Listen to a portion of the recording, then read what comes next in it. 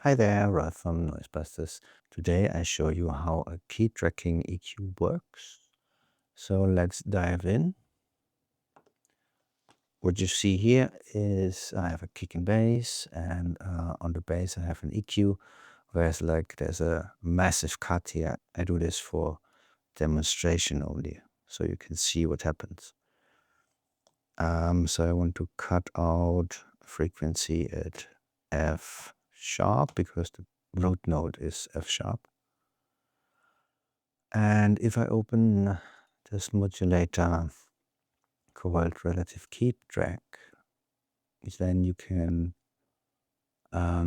if you click the modulator in the inspector, you have all the details of that modulator. And you see the root key here now is on C3.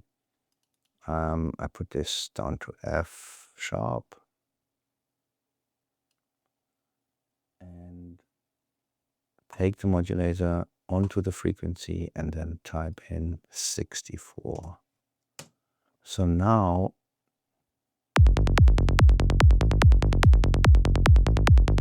that cut is moving with the MIDI notes.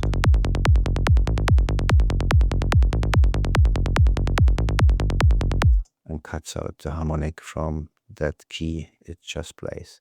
So that's how it works. And if it's better or not, your decision, but that's how it works. So try it out by yourself and see if you like it or not.